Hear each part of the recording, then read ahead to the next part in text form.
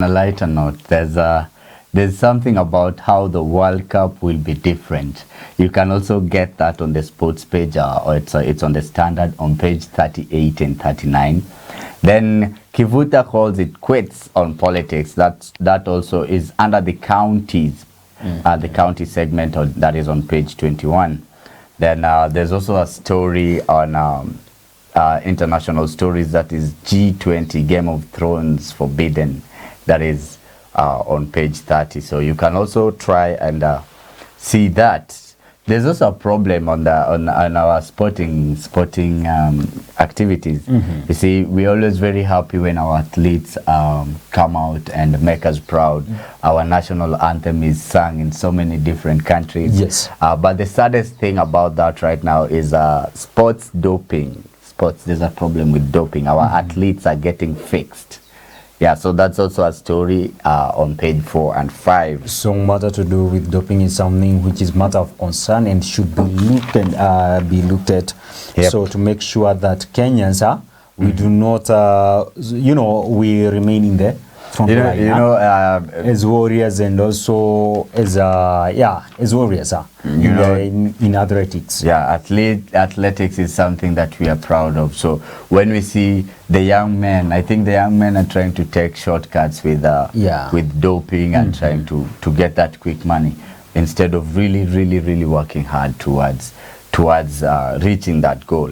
So that's also a story that we can look at on the Standard.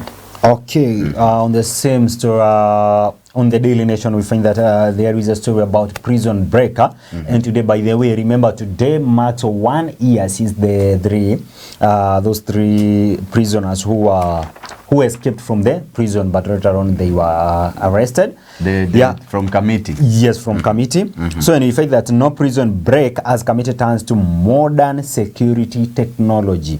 So, Brigadier retired John Warioba, the Kenya Prisons boss, said they have improved various aspects of security, including enhanced CCTV system to boost around-the-clock surveillance. We shall find that story on page 10 of the Daily Nation. And also, we shall find a story concerning the ongoing COP27, that is the climate change summit, which is going on in Egypt, and we find that will ensure good use of climate funds, says World Bank officials. The nation's Pauline Ongaji spoke to Jennifer Sarah, the global director for the World Bank Group's climate change, on the skepticism surrounding climate finance, among other issues. We shall find that story on page 2 and 3 of the Daily Nation. And lastly, it is all about World Cup in Qatar. Fans, trophy and teams start arriving in Qatar ahead of the for football spectacle. So 1 week from kickoff, the World Cup trophy returned to Qatar yesterday. Teams and fans started arriving, and safety barriers went up across Doha ahead of one of the most controversial football tournaments ever. This story, we shall find it on page 39 of the Daily Nation. Yes.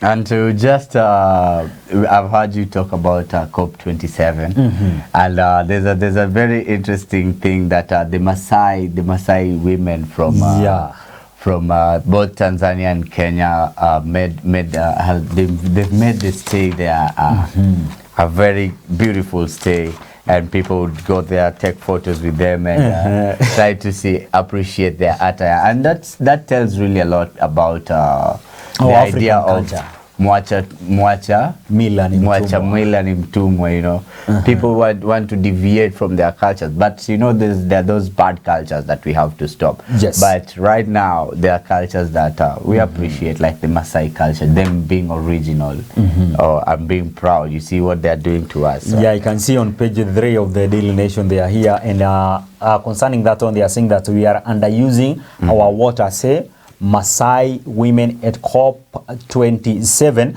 whereby they are saying we should learn from Egypt on how to use drip irrigation technology to turn the entire country green. And I think that is one of the best ideas that we may be having in ensuring that as a country we feed our people. We remember that we are in a crisis, food crisis currently.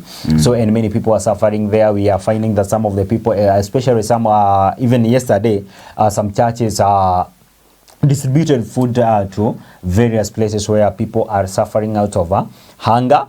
And on the same, we on COP27, we find that the women, those Tanzanian women, Maasai women from Kenya and Tanzania, have been instrumental in the negotiation in conference rooms. The women with their colorful, that's what you are mentioning. Yeah, that's what I was saying. Very careful. Were hit with the delegates and visitors who took selfie with them. That is how bad they were selling their culture in Egypt. And we are much proud of them. Yeah, very much for representing this nation to the COP27 in Egypt. That is in Egypt, yeah. And just to add on, you know, there's a time the president said that the kazi kwa vijana now will be if it comes back, then they'll be expecting people to grow trees. So, you know, we want to, I think it's a good idea because it will have captured so many, all of the counties. People will be busy and trying to grow these trees, and with time we'll be able to affect our climate and the rains. You know, we've had very when we thought the rains were coming, they were not there. When we thought they were not there, they were now coming. So preparation has been a problem, and you can see the country is facing a lot of drought, a lot of famine. There's food insecurity. The living standard is very high.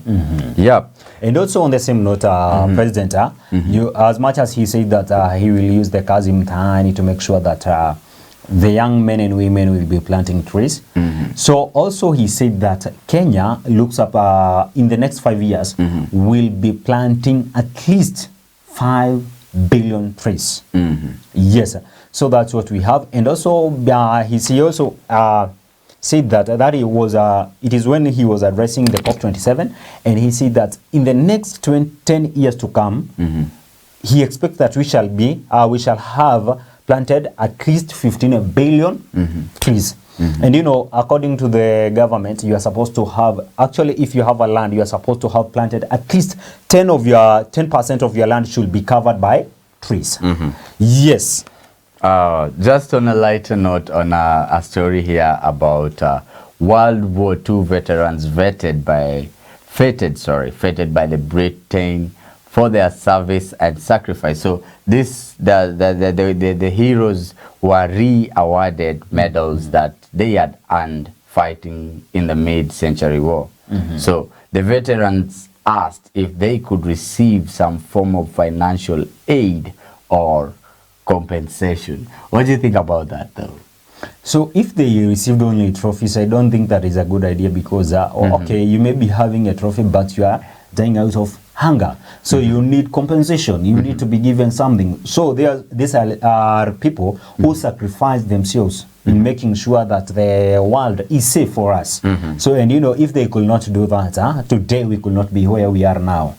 To some extent it makes a point, because the heroes, they are being re-awarded awards. You know, you have all these awards, you have everything to show for it, but by the time you get home, you'll be saddened because you have no food to eat, which is also a story that is on page 3 of the Daily Standard. You can look at it, look at our heroes. And just on a lighter note, there's also the ghost of Burma lives on in Nairobi 80 years later. You know about Burma? No. It's a place in Nairobi where you can get nyama.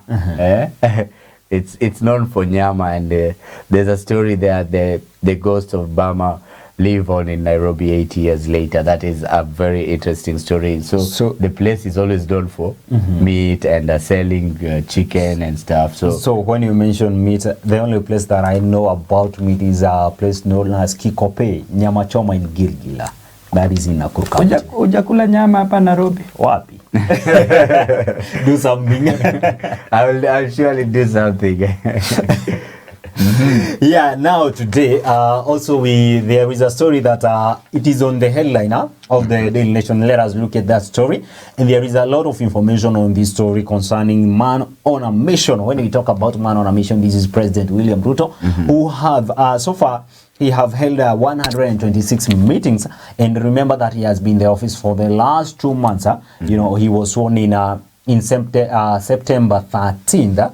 That's when he was sworn in the office. But so far so good. He has been able to hold a meeting 126 meetings. So, and allies at and adversaries concur that Dr. Ruto is workaholic who is excessively meticulous. So we find that President Ruto has held 126 publicized meetings in his 60 days in office, hosting as many as 4 a day amid pressure to deliver on the many promises he made on the campaign trail. Then we find that a Nation News Complex analysis showed that since his swearing in on September 13, he has not been engaged on only 5 days. So you can just imagine, out of the 60 days that he has been in the office, only 5 days that he has not been engaged. And in other for the other days, so he hosts every day at almost about 4 meetings a day. So you can just see. And also we find that there is an analysis here about how he has been meeting with people, some of the meetings that he has been having, and how he has been engaged. Just to mention that we find that the first meeting, not just the first meeting, but on September 16 and 17, he had a Kenya Kwanza Parliamentary Group meeting in Nakuru County. And also on October 2, he had a meeting in Homa Bay, that is a church service at the African Inland Church. October 4, he was in Nyeri, where he attended the burial of Jackson Gachagua, that is the brother to the Deputy President Rigathi Gachagua. And also on October 14, he was in Laikipia on 11th anniversary of the KDF Day. And also we find that in October 15, he was in Kirinyaga, commissioned the Viba Dam. October 16, he was in Kericho, interdenominational church service at Kericho Green Stadium.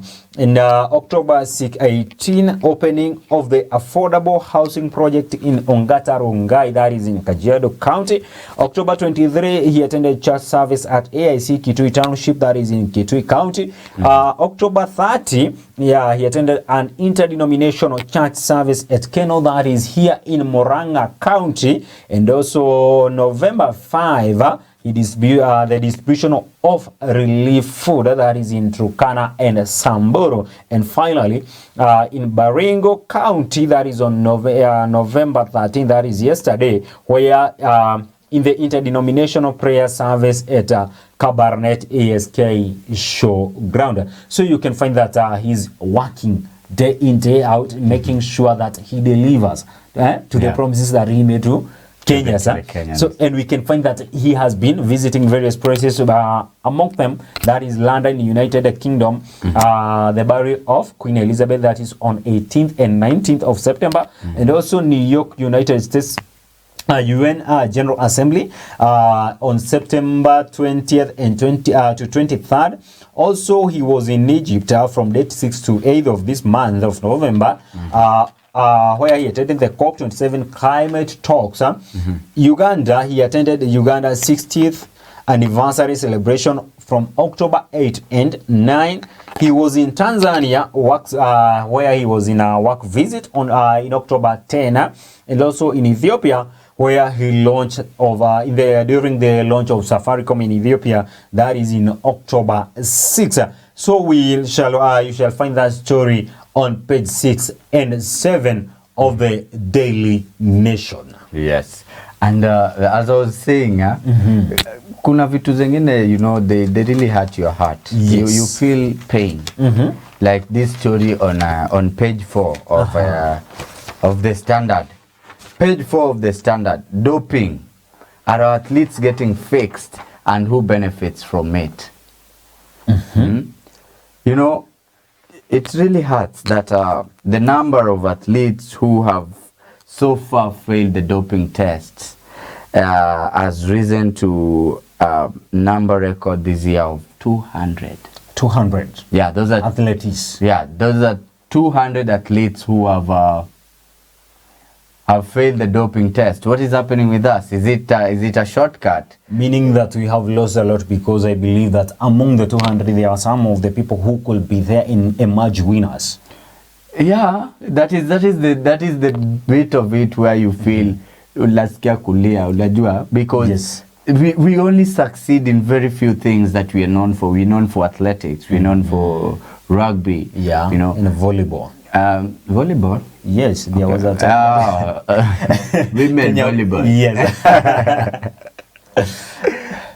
So we should be very cautious of what really makes our anthem be heard in different countries. Like, we are not in the World Cup. Yes. You see? Yeah. But in the marathons in the world, we are there. You shall find us there. Yes, we are there. So there's this story on page 4 that is about doping and our athletes. So there's that question they pose there, and is, are our athletes getting fixed, and who benefits from it? If it's being fixed, then who benefits from it? That's a story that you can look at. It's on page 4, and it continues too on page 5. And there's also something here where they say that, let me just ask you, Peter. Yeah. Do you think young athletes don't want to train hard for good performances? That's why they'd rather go for this doping and stuff. You know, we would think that, you know, it's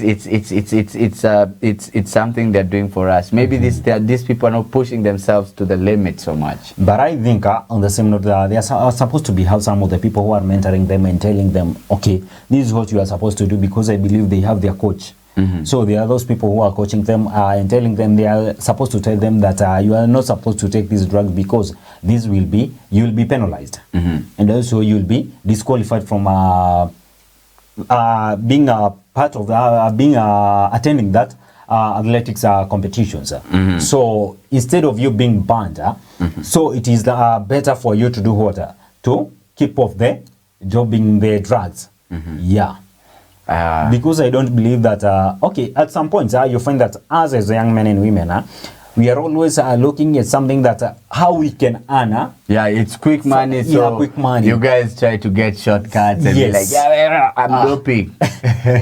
You get to the line and people, wewe goja kwanza, umedope. You don't get it in the long run. So what is the essence of doping in the first place? Unless it is done by someone else on our athletes, so they don't know about it. But it's a story that is on page 5, and it's also on page 4. It's a special report on the athletes. So athletes, please just work hard. Let's push ourselves to the limit and see the way forward. I don't think doping, we can do away with it. Yeah, and we can work without it, because we have some of the people like Kipchoge, Kipchoge, who have been doing very well. We have this guy, the 100-meter winner. Yeah. So this guy is Omanyala. Hey. Yeah, you know, some of these people, if they have been there and they have won the medals, so it means that they never used they have never been into doping. Yeah, doping is an issue in the athletics world. Yes. But we hope that we'll be able to curb it rather than grow it up, you know. Let me take you to a certain place. Do you know a place called Sharm el Sheikh? Egypt. Eh?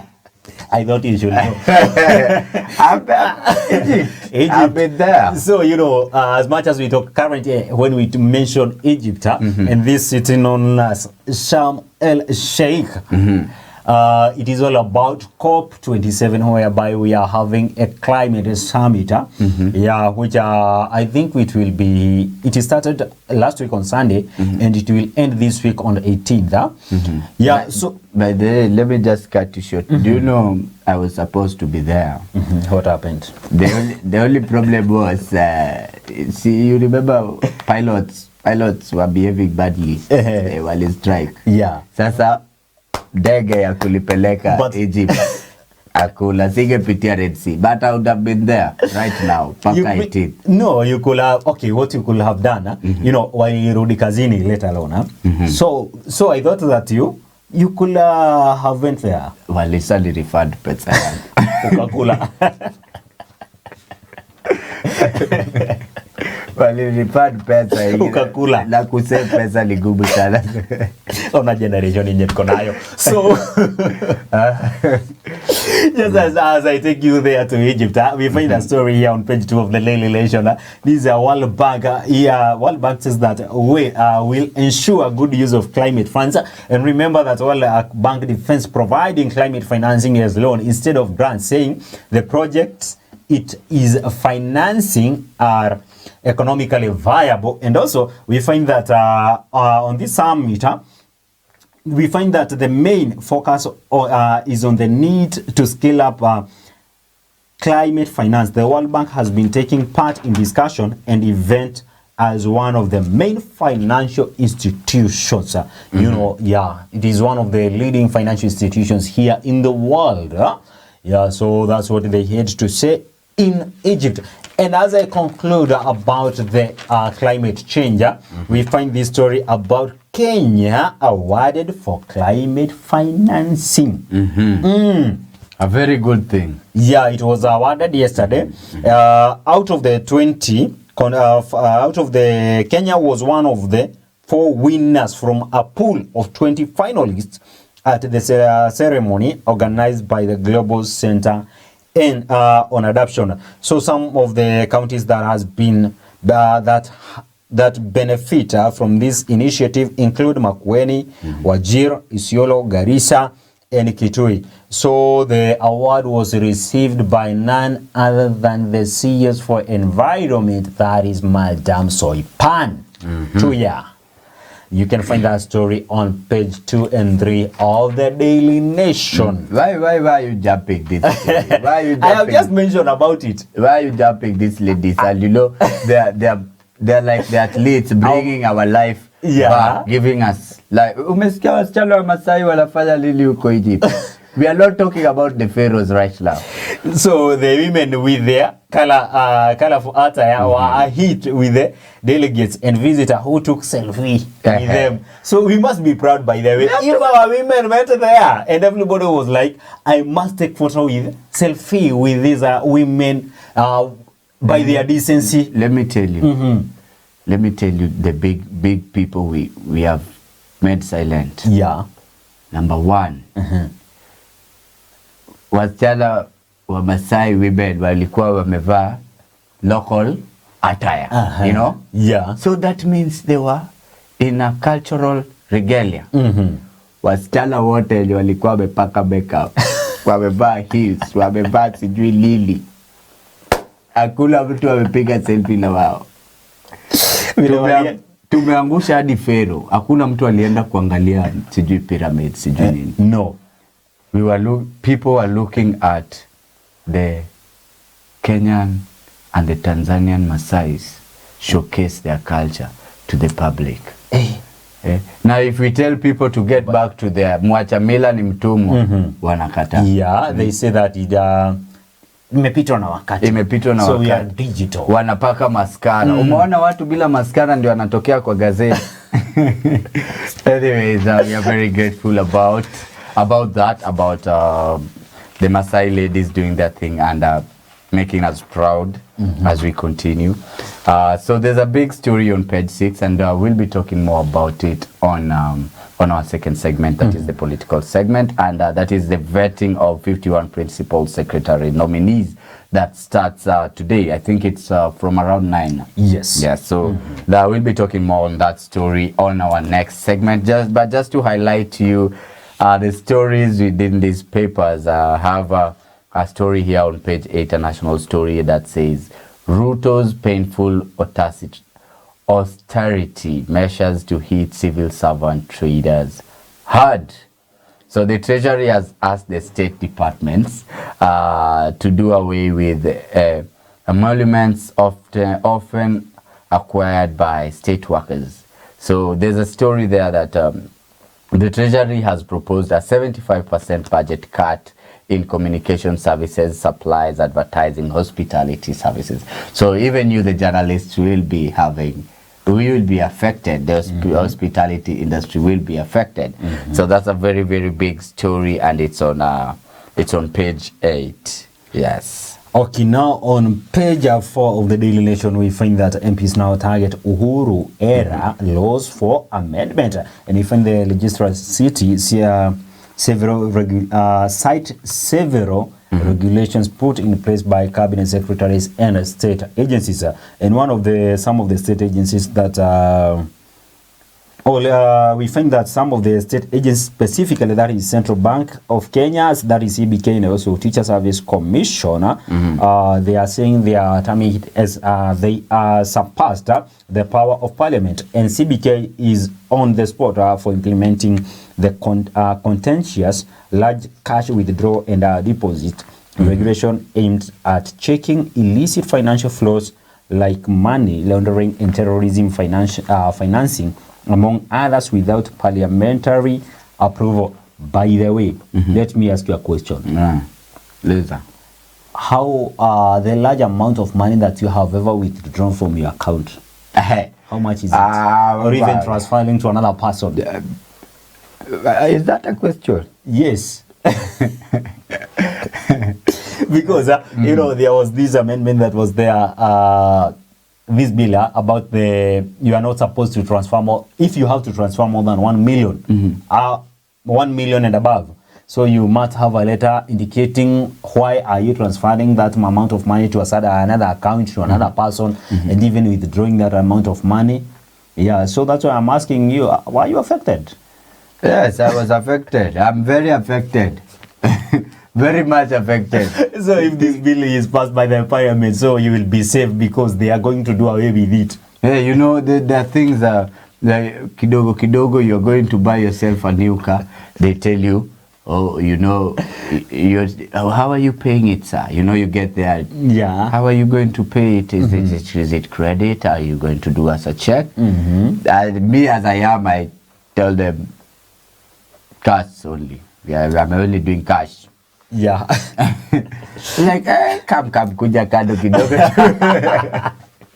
We want to know, where did you get this money from, you know? Yeah. So I think... So you must tell everybody, those people in the bank, everything about you. Yeah. That I want to buy this and this and this. How did you get it? How do you want to spend it? How, you know? Pesa ni zangu bana. No, hata kama ni zako. Do you know these guys who win Sport Pesa, Lotto? Yeah, no. They have to be given, it's kind of financial schooling, where you don't get just excited. Kuna watu bana wanazoea pesa bala kuacha pesa iwazoe. Try me. Ukizoea Try me. Wewe unazoea pesa ama pesa imekuzoea? Acha inizoe. So you see, lazima the regulations have to be there, but I think they become overrated when you know legitimately this money is mine. Yeah. So if they do away with that bill, it would really work. So on page 6 of the Daily Nation, we find this story about President busy but hustlers yet to feel his hard work. That is what we have mentioned. That is one of the top stories that we have. And also looking on another story, you find that 9 extra PES to earn 412 million shillings over 5 years.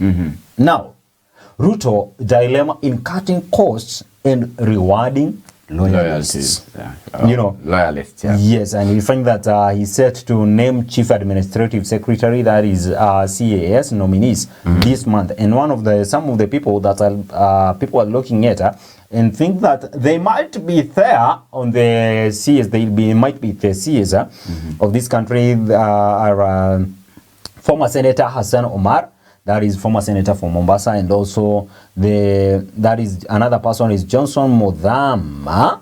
Yeah, so it has been said that they are expected to bag senior posts in Ruto's government. Remember, they have been loyal to the president. So that story you shall find it on page 7 of the Daily nation. And just to highlight on that story I was talking about that is on page 8 about how Ruto's budget cuts will affect you. That is the main story on the Standard.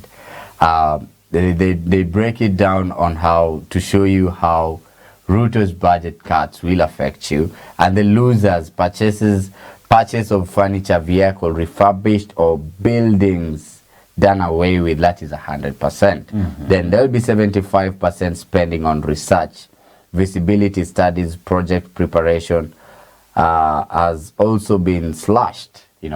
Then there's also 70% budget of printing, advertising, information supplies and services cut by 75%. That I think affects even the media. Yeah, the civil servant will be affected here. There's 100% foreign travel and subsistence. Let me take that back again. 100% foreign travel and subsistence and other transportation costs and training expenses done away with. So we're losing so many things. Then there's a 75% confidential expenditure and contracted professional technical services reduced by 75%.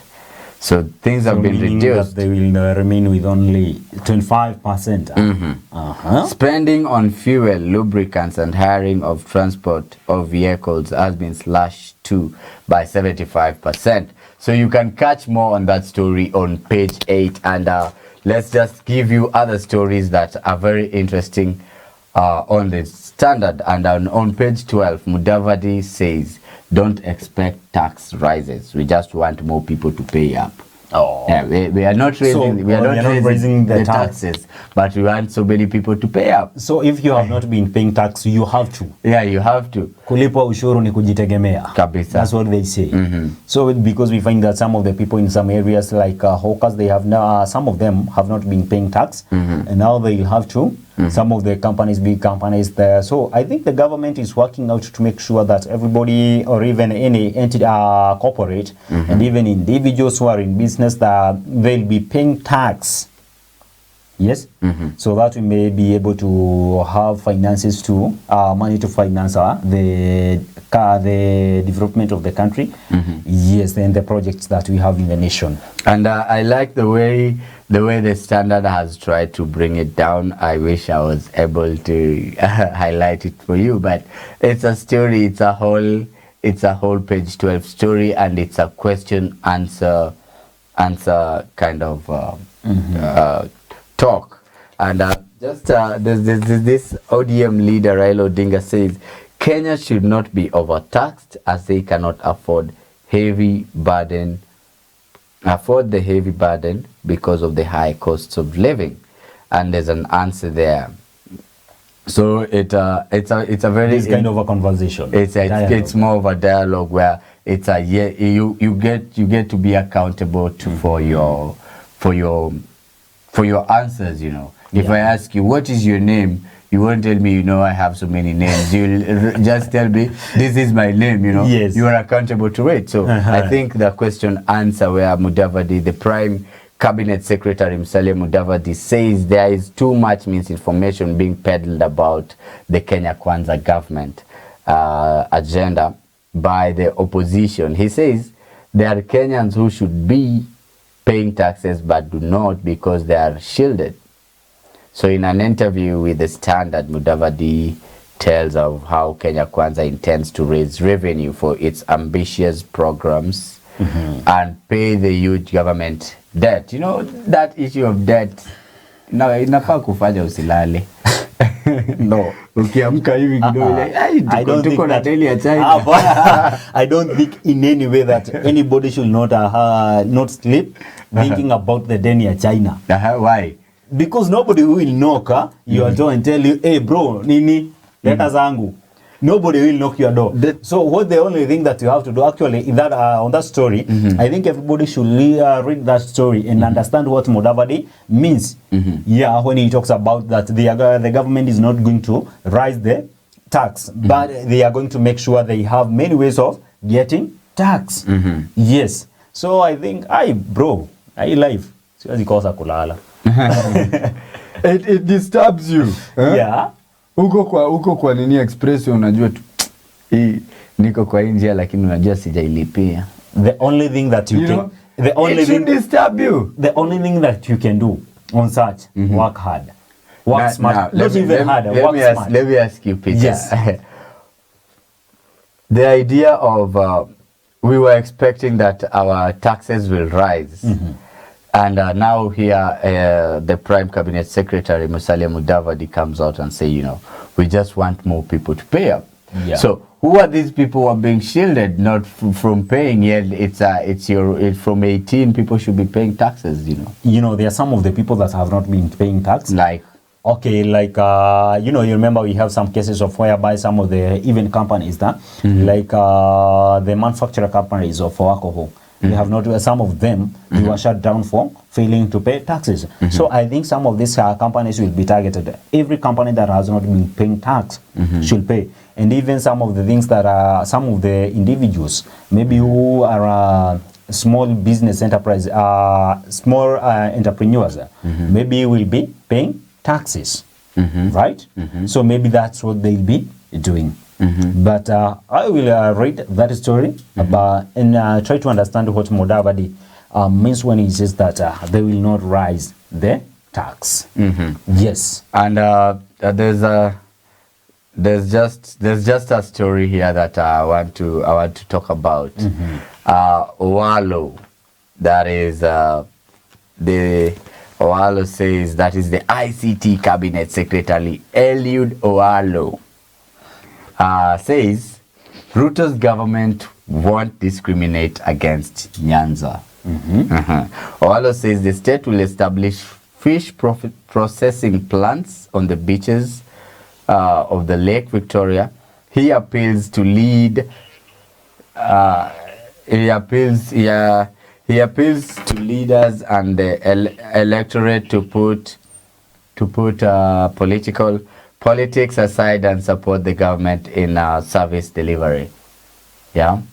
So you see, people have been thinking, maybe I think huko Nyanza the president won't go nini. So I think it's just coming out to tell them, you know what, we got you. And they were doing this, they distributed beans and rice to residents of Nyagore SDA Church in Suba North constituency, that is Homa Bay County. Yeah, and I think that president sometimes back he said that he will work with everyone and he will be the president of each and every Kenyan.